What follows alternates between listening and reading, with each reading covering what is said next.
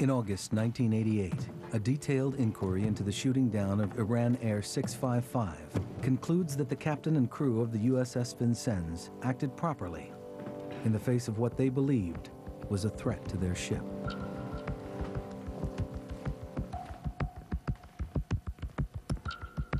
But investigative journalist Roger Charles is not convinced.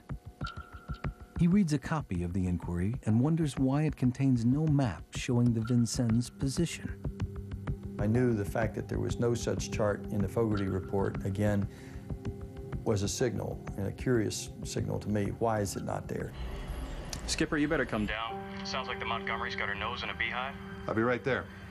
When Captain Rogers of the USS Vincense hears that Iranian gunboats are harassing a merchant ship, he's well south of the action and destined for a port in Bahrain. Gulf Sierra, this is Vincennes. Request permission to support USS Montgomery against surface contacts. Over. Rogers asks Captain Richard McKenna, his surface commander, for permission to turn north to support the Montgomery. McKenna only authorizes him to send his helicopter to investigate. Roger that. Vincennes out. Vector in, Ocean Lord. Captain McKenna later discovers that the Vincennes has turned around and closed on the Montgomery's position. McKenna orders Captain Rogers to leave the helicopter in place and turn back immediately. It was really my call, and yet, even though they were assigned another station, they took it upon themselves to be there. And to that extent, I feel that, you know, I mean, that's where the general feeling, and not just my own, comes that maybe they were looking for trouble. Jesus! Tornado Lord, this is Ocean Lord 2-5. We are taking fire. Once the Iranian gunboats fired upon the Vincennes helicopter, the situation changed.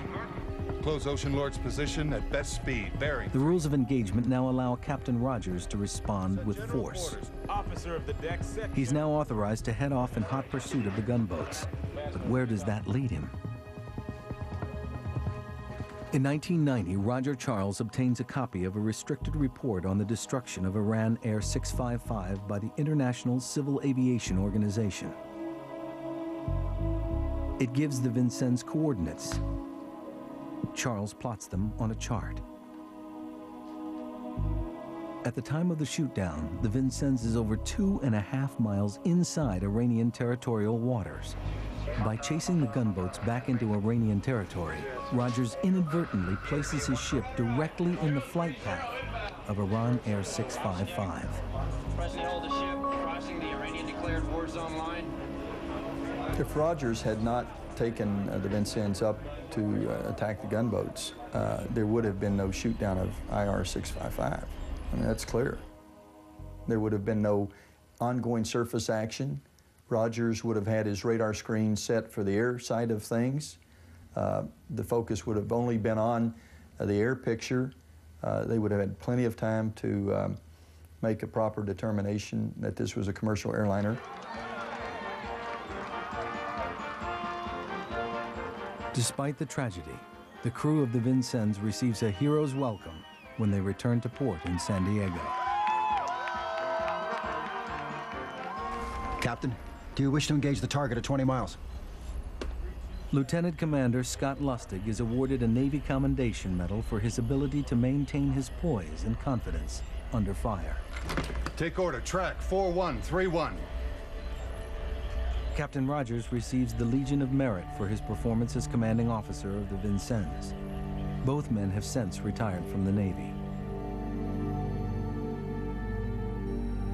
Every year, the families of those who died on Iran Air 655 commemorate their loss in the Persian Gulf.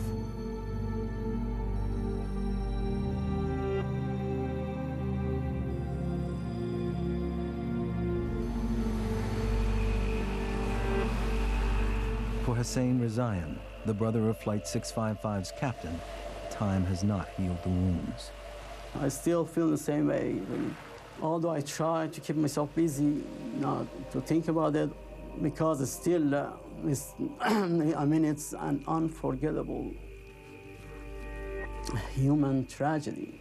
Even after 17 years passed, the horrors of what went on in that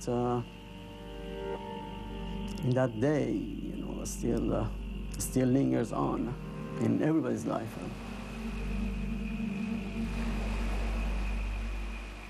In a world where technology grows ever more sophisticated, fear, the most basic of human instincts, can still create the greatest tragedies.